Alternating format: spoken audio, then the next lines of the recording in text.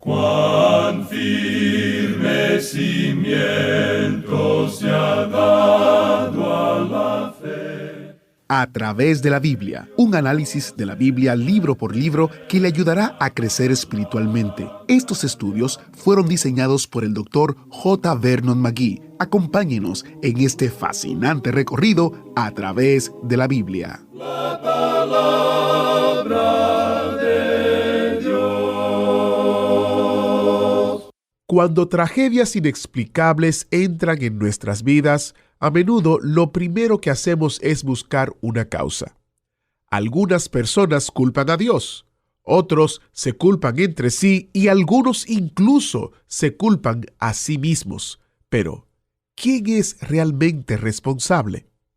Y aquí tiene otra pregunta. Dado que Jesús fue tentado por el diablo, ¿significa eso que podría haber fallado la prueba? Y si no, ¿cómo podría considerarse una prueba verdadera? Bienvenidos a Través de la Biblia, el programa donde conocemos a Dios en su palabra. Soy su anfitrión, Heiel Ortiz. Forjado y aprobado. Lecciones de fe del libro de Santiago es un librito que ponemos a su disposición. Santiago parece tener poco en común con el cristianismo contemporáneo tal como lo conocemos hoy. Santiago era muy práctico. Creía que el cristianismo debía ponerse en la vida cotidiana. Si no podías vivirlo, entonces no era verdadero cristianismo. Basado en el sermón del Dr. McGee, este librito le ayudará a entender cómo la fe puede ser práctica. Encuentre todos los detalles en atravesdelabiblia.org/recursos. atravesdelabiblia.org/recursos para obtener detalles y una descarga gratuita. Y si usted vive en los Estados Unidos o tiene una dirección en los Estados Unidos, podemos enviarle un ejemplar impreso sin costo alguno. Solo debe de llamarnos. El número es 1-800-880-5339. 1-800-880-5339. Como saben, no nos es posible enviar recursos fuera de los Estados Unidos. Por eso están disponibles también como descarga gratuita en nuestro sitio web. Encuentre todos los detalles en atravesdelabiblia.org/recursos. Estamos estudiando la carta del apóstol Santiago y el autobús bíblico nos detuvo hoy en la parada del capítulo 1, verso 13 en adelante, donde estudiaremos la palabra de Dios. Veremos unos versos importantes en el día de hoy. Por eso le animo a que se acomode y busque su asiento en el autobús bíblico. Preparemos nuestros corazones en oración para iniciar nuestro estudio de hoy. Padre Celestial, abrimos nuestros corazones a tu palabra hoy y te pedimos que nos llenes con tu conocimiento y tu sabiduría. Mientras estudiamos y escuchamos, te pedimos que confortes a aquellos que están pasando por dificultades, por pruebas o situaciones difíciles. Que tu palabra restaure y edifique corazones hoy. Ayúdanos a ser más como Cristo. En su precioso nombre oramos. Amén. Ahora busque su Biblia o encienda su Biblia en Santiago capítulo 1, porque iniciamos nuestro recorrido bíblico de hoy con las enseñanzas del Dr. McGee en la voz de nuestro maestro Samuel Montoya. Continuamos hoy, amigo oyente, nuestro recorrido por la Epístola Universal de Santiago. Una vez más, estamos en el capítulo 1 de este libro. Apenas habíamos comenzado con la segunda parte que comprende los versículos 13 al 21, donde la tentación a pecar no viene de parte de Dios, como expresamos en nuestro programa anterior. Y quisiéramos leer los versículos 13 al 15 en esta sección ahora. Cuando alguno es tentado, no diga que es tentado de parte de Dios, porque Dios no puede ser tentado por el mal, ni Él tienta a nadie, sino que cada uno es tentado cuando de su propia concupiscencia es atraído y seducido. Entonces la concupiscencia, después que ha concebido, da a luz el pecado, y el pecado, siendo consumado, da a luz la muerte. Esta es una sección muy importante para el Hijo de Dios, como ya hemos visto. Dios prueba a los suyos, pero Santiago aquí nos presenta con toda claridad que Dios nunca prueba al hombre con la maldad y el pecado. Probablemente una traducción más literal de la primera parte del versículo 13 es: cuando alguno está siendo tentado, no diga que es tentado de parte de Dios. Debemos notar que aquí él no usa el sustantivo tentación, sino que usa el verbo, o sea, la acción. La inclinación natural de toda la humanidad es el de culpar a Dios por cualquier falta, por todas sus debilidades, por todos sus fracasos, en todas las inmundicias y aun la caída que tuvo lugar al principio. Usted recuerda lo que Adán dijo: la mujer que tú me diste, dijo él. Él estaba echándole la culpa a otra persona aquí. Y la mujer hizo lo mismo. Ella dijo: la serpiente me engañó. Amigo oyente, los tres eran responsables en este asunto, es decir, Adán, Eva y la serpiente. En el día de hoy uno escucha a la gente que dice: ¿por qué envía Dios inundaciones y terremotos y mata a los niños? Y nosotros culpamos a Dios hoy por la avaricia y el egoísmo de la humanidad. Eso es lo que envía las inundaciones y los terremotos. Los hombres construyen las casas muy cerca del río. Luego, cuando éste aumenta su cauce, dicen que están teniendo una inundación. Pero así es como corre ese río. Es mucho más lindo, claro, vivir cerca del río. Está cerca de una vía de transporte. Allí es donde tienen lugar los negocios, y es por cierto la avaricia del hombre para edificar en ese lugar lo que hace de eso algo peligroso. Dios le había dado una advertencia a Adán, y aún así los hombres no le dan ninguna atención a esto. Hablemos un poquito más cerca a nosotros. Hay algunas zonas del mundo que son propensas a terremotos. Uno los puede sentir casi a diario. Sin embargo, hay personas que van a vivir a esa zona. Les gusta cómo es el clima y construyen sus casas, algunos edificios muy altos y todo eso. Entonces, no podemos culpar a Dios si se cae la casa o si un pedazo de cemento de estos edificios lo golpea a uno o mata a un ser querido. No podemos acusar a Dios o culpar a Dios por eso. Sería mucho más seguro vivir en un lugar amplio donde no existe esa propensión a terremotos. Pero quizá esas zonas no son muy agradables para vivir. Así es que uno no debe acusar o culpar a Dios cuando la gente vive en zonas propensas a terremotos y luego uno de estos ocurre. Porque ya se ha dado la advertencia en cuanto a esto. Los hombres hoy culpan a Dios con su filosofía. El panteísmo, por ejemplo, dice: todo es Dios, pero lo bueno es la diestra de Dios y lo malo está en su izquierda. Bien, amigo oyente, Dios no es un extremista. Él no es un derechista ni es un izquierdista. Ahora, el fatalismo dice que todo ocurre como una necesidad ciega. Ellos dicen que si hubiera Dios, lo que está sucediendo es que Él le dio cuerda, como uno de esos relojes que marcan el tiempo por 8 días, y que luego lo abandonó y lo dejó. Ahora, para el materialismo hoy, esta es la explicación. ¿Cuál es el problema con la raza humana? Bueno, las aspiraciones más altas y las pasiones más viles son el metabolismo natural del órgano físico. Esa es la explicación que ellos dan. Ahora, Dios ha respondido a eso. Dios no puede ser tentado con el mal. No hay mal en Dios. Todo en Él es bueno y todo en Él es luz y todo en Él es justo. Usted recuerda lo que el apóstol Juan dijo en su primera carta, capítulo 1, versículo 5. Este es el mensaje que hemos oído de Él y os anunciamos. Dios es luz y no hay ningunas tinieblas en Él. El Señor Jesucristo hizo la siguiente declaración allá en el Evangelio según San Juan, capítulo 14, versículo 30. Porque viene el príncipe de este mundo, mas no tiene nada en mí. Eso quiere decir que no hay nada en Él, es decir, en Dios. Pero cuando Él viene cerca de mí, Él puede encontrar siempre algo. Permítanos inducir aquí algo que es teológico. Quizá usted esté en desacuerdo con esto, y ya lo hemos presentado cuando estuvimos estudiando el Evangelio según San Mateo. El Señor Jesucristo no podía pecar. Ahora alguien puede decirnos: ¿por qué fue tentado entonces?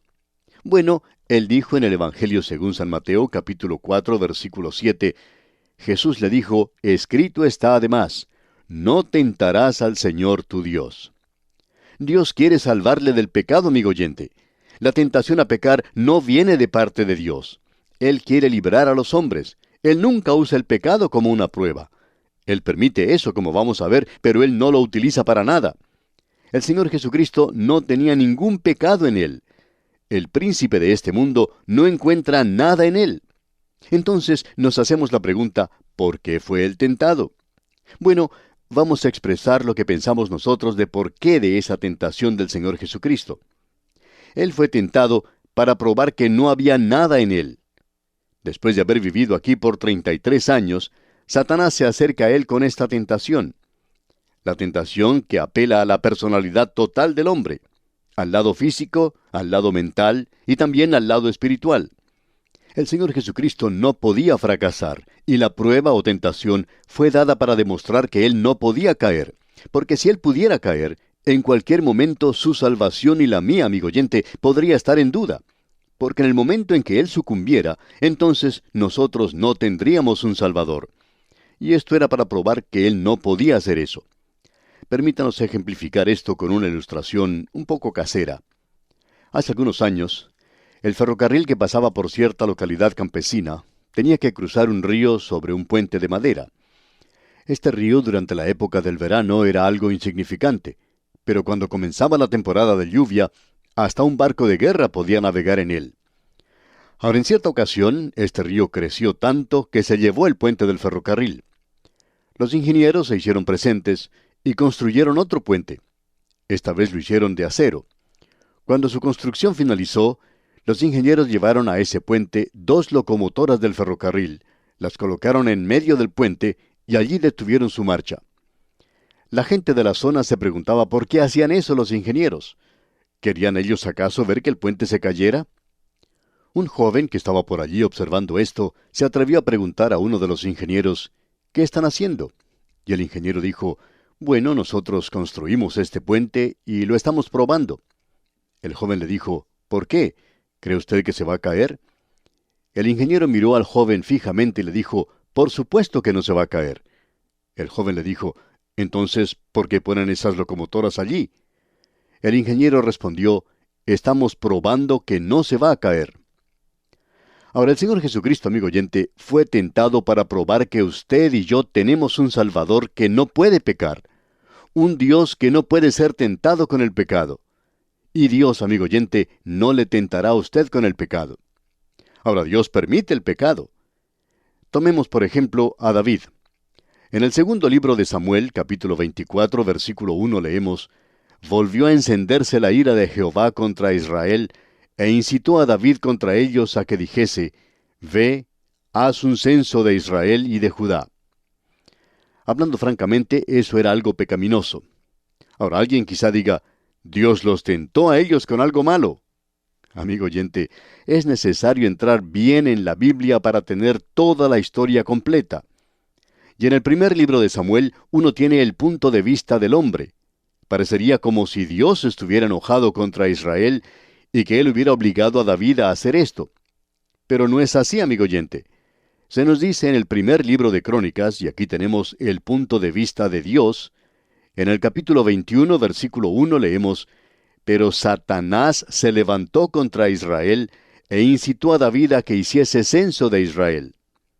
Ahora, ¿quién fue el que hizo eso? Satanás fue quien lo hizo. Y Dios sencillamente lo permitió. Permitió que David hiciera esto a causa de su ira contra Israel, a causa del pecado de Israel. Pero la tentación a pecar no viene de parte de Dios. Bien, entonces, ¿quién es responsable por nuestra tendencia a pecar? ¿Quién causa que nosotros pequemos? Bueno, alguien quizá diga, ustedes ya han destacado esto, es el diablo. Bueno, eso no es lo que nos dice este pasaje de las Escrituras.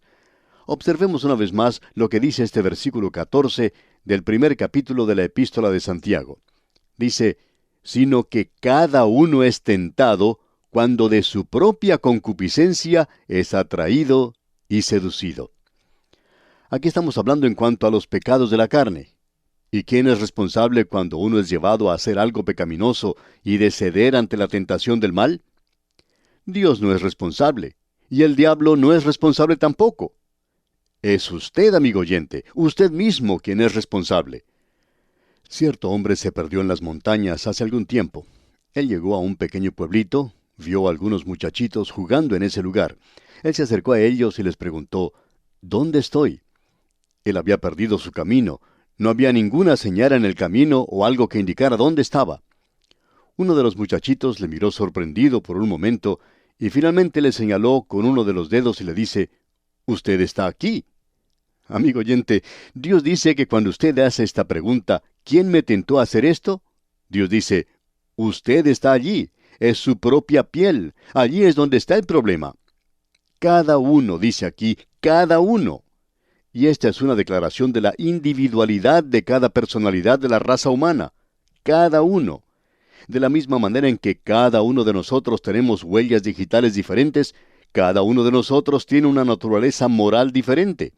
Todos nosotros tenemos nuestras propias idiosincrasias, nuestras propias excentricidades. Todos tenemos algo, un poquito diferente del otro. En cierta ocasión había dos hombres que estaban conversando, y el uno le dice al otro, «Todos los que están aquí tienen una peculiaridad». Y el otro le respondió, «Bueno, yo no estoy de acuerdo con eso. Yo no tengo ninguna peculiaridad». Entonces el primero que habló le dijo, «Permítame hacerle una pregunta. ¿Mezcla usted el café con su mano derecha o con la izquierda?» Y el otro respondió, «Bueno, lo mezclo con mi mano derecha». Y este otro hombre le dice, «Ya ve usted, esa es su peculiaridad, porque la mayoría de la gente lo hace con una cuchara». Amigo oyente, todos nosotros tenemos nuestras peculiaridades. Una persona puede ser tentada a beber, otro puede ser tentado a comer demasiado, otra persona puede ser tentada en el ámbito del sexo. El problema siempre se encuentra con el individuo. No hay ninguna cosa fuera de él que le pueda influenciar a pecar. Tiene que ser algo que viene de adentro, y allí es donde está el problema. El problema está dentro de nosotros con esa vieja naturaleza que tenemos. Un niño estaba jugando cerca de un lugar donde su madre guardaba las galletas. Él había bajado el recipiente donde ella las guardaba, y su madre escuchó que él estaba por allí y lo llamó y le preguntó qué era lo que estaba haciendo. Entonces el muchachito respondió, «Estoy luchando contra la tentación». Amigo oyente, él estaba en un lugar bastante malo para luchar contra la tentación. Y eso es lo que personas ya maduras hacen hoy. Hay muchas cosas que no son malas en sí mismas. Es el uso que uno hace de ellas lo que es malo. La comida es buena, pero uno puede llegar a ser un glotón. El alcohol es medicina, pero uno puede llegar a ser un alcohólico si lo usa indebidamente. El sexo es bueno si se usa dentro de los límites del matrimonio como Dios lo ha establecido, pero si uno lo usa fuera del matrimonio, entonces uno va a tener una epidemia de enfermedad venérea, o aún peor, contraer el SIDA. ¿Por qué? Debido a la liberalidad del día de hoy, de la inmoralidad. Y en el día de hoy los psicólogos quieren que nosotros nos libremos de nuestro complejo de culpa. Es decir, hay muchos de ellos que están tratando de hacer eso. Cierto psicólogo decía que los predicadores deberían enfatizar más el complejo de culpa de lo que están haciendo. Él decía que un complejo de culpa es tanta parte de uno como lo es el brazo derecho, que uno no puede librarse de esto. El psicólogo sin Dios hoy dice, «Por favor, recuéstese aquí». Y luego él quiere hacerle ciertas preguntas al paciente y le dice, «¿Es usted religioso?». Y el paciente contesta que sí, que no cree en practicar tal clase de cosa. Bueno, en cierta ocasión una señora llamó a su pastor diciéndole que algo terrible le había ocurrido a ella. Ella estaba teniendo problemas y estaba casi a punto de sufrir un colapso nervioso. Y eso era porque estaba pasando por ciertas pruebas. Y ella fue a un psicólogo que había sido recomendado por su médico, y cuando el psicólogo descubrió que ella era una persona creyente, le dijo que ella necesitaba ir al bar y coger al primer hombre que encontrara allí, y que así se libraría de ese complejo de culpa que tenía. Imagínese usted, amigo oyente. Y hay otros que le dicen a uno hoy, ¿qué me puede decir en cuanto a sus antecedentes? ¿Le amaba a usted su mamá cuando era pequeño? ¿Qué sucedió cuando ella le concibió a usted y usted estaba en su vientre? Y cualquier respuesta que uno dé, él lo va a tomar como algo para culpar a la madre. Bien, amigo oyente, usted puede resolver muchos de sus problemas acusando a otra persona. O usted puede ir ahora mismo al pie de la cruz y decirle al Señor Jesucristo, que en este momento se encuentra a la diestra de Dios, puede decirle, «Yo soy un pecador, yo soy culpable». Y amigo oyente, Él quitará ese complejo de culpa que usted tiene y Él es el único que lo puede hacer. En el libro de Proverbios capítulo 23, versículo 7 leemos, «Porque cuál es su pensamiento en su corazón, tal es el hombre». La solicitud del pecado tiene que tener una respuesta que corresponda dentro de uno. Y aquí él dice, de su propia concupiscencia. Un deseo que no es controlado y entonces uno es atraído y seducido. El Señor Jesucristo dijo, yo atraeré hacia mí a todos los hombres. El que se burla puede decir, bueno, tú no me atraerás a mí. Bueno, amigo oyente, Él no le forzará a usted. Vimos cuando estudiábamos el libro de Oseas que Él solo utiliza las cuerdas del amor. Él quiere ganarle a usted por medio de su amor y de su gracia. Hablando francamente, amigo oyente, el mal, el pecado es algo atractivo hoy. Moisés fue atrapado al principio por los placeres del pecado, y uno puede ser atraído hoy. Y usted puede, por así decirlo, morder ese anzuelo, y antes de que pase mucho tiempo, ya ese hombre llega a ser un alcohólico o un joven llega a ser un adúltero. Notemos lo que dice el versículo 15 de este capítulo 1 de la Epístola de Santiago. Entonces la concupiscencia, después que ha concebido, da a luz el pecado, y el pecado, siendo consumado, da a luz la muerte. Esta declaración que tenemos aquí realmente es algo tremendo. Usted puede apreciar que la concepción es la unión de dos. Y el deseo del alma se une con la tentación de afuera. El Señor Jesucristo dijo, si tú estás enojado con tu hermano, tú eres culpable de muerte, porque eso comienza en el corazón y luego provoca la acción. Él dice, cualquiera que mira a una mujer para codiciarla, ya adulteró con ella en su corazón. Si uno mira a una mujer y la desea, ya está cometiendo adulterio con ella. Usted ya ha hecho eso en su corazón donde comienza todo. Ahí es donde siempre comienza. Ahora, ¿es la tentación un pecado? Por supuesto que no es un pecado. Y la respuesta es definitivamente que no es un pecado. Es cuando esa concepción toma lugar, cuando el pensamiento en el corazón se lleva a cabo, entonces se constituye en pecado. Martín Lutero expresó esto de una forma muy interesante. Él dijo, uno no puede cuidar que las aves vuelen sobre la cabeza de uno, pero sí puede cuidarse de que no construyan su nido en su cabello. El pecado es la consumación de un acto de adentro y de afuera. Y eso sucede cuando usted y yo tenemos esa clase de naturaleza.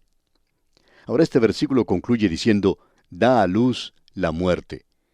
Eso finalmente provocará la muerte física. Solo es necesario preguntarle a una persona alcohólica en cuanto a esto. Esto traerá una muerte espiritual y traerá una muerte eterna. El pecado perpetuo y de hábito nunca tiene una línea de comunicación con Dios. Y entonces surge la pregunta, ¿puede pecar un hijo de Dios? Y la respuesta es que sí, sí puede pecar. Pero nosotros debemos comprender que Dios nunca utiliza eso para nada. Bien, amigo oyente, no hemos finalizado con esta sección de ninguna manera. Vamos a comenzar avanzando un poco más rápido, Dios mediante, a partir de nuestro próximo programa. Pero queríamos observar esto aquí, porque Dios nos presenta esto aquí al nivel de nuestra propia vida. Y Santiago nos está demostrando que esta moralidad tan fácil que tenemos ante nosotros en el presente, esta forma tan ligera y descuidada de observar el pecado hoy, que Dios no tiene parte alguna en eso. Dios juzgará eso. Él dice que hará sencillamente eso, lo va a juzgar. Y aquí nos detenemos por hoy. Será pues hasta nuestro próximo programa. Es nuestra oración que Dios le bendiga ricamente. ¿Fue de ayuda para usted el estudio de hoy? ¿Desea enviarnos algún comentario de lo que ha estado escuchando? Entonces escríbanos, no espere más. Nuestro correo electrónico es atv@transmundial.org. atv@transmundial.org. Si desea recibir las notas y bosquejos de lo que estamos estudiando, suscríbase gratis en nuestra página en internet a través de la Biblia.org/notas. A través de la Biblia.org/notas.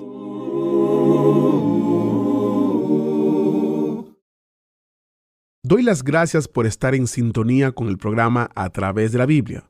Es un privilegio contar con usted como oyente y que usted sea parte de nosotros.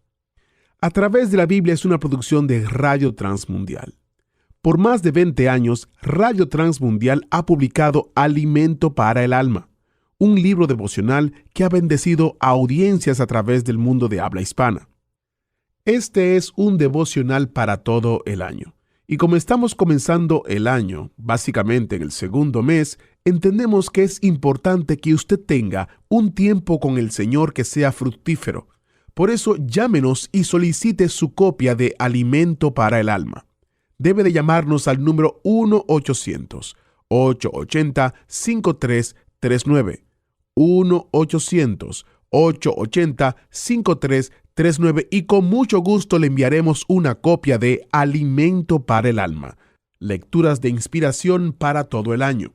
Cuando usted nos llame al número 1-800-880-5339, es probable que estemos atendiendo a otras llamadas. Por favor, déjenos su mensaje, su número de teléfono y con gusto le devolveremos la llamada. Para nosotros es importante comunicarnos con usted. También recuerde que estamos en la costa este de los Estados Unidos y tomamos el teléfono entre las 9 de la mañana y las 4 de la tarde. Recuerde, Alimento para el Alma, lecturas de inspiración que le llevarán a usted a tener un encuentro especial cada día en su tiempo devocional. Recuerde llamarnos al 1-800-880-5339 para obtener su ejemplar de Alimento para el Alma.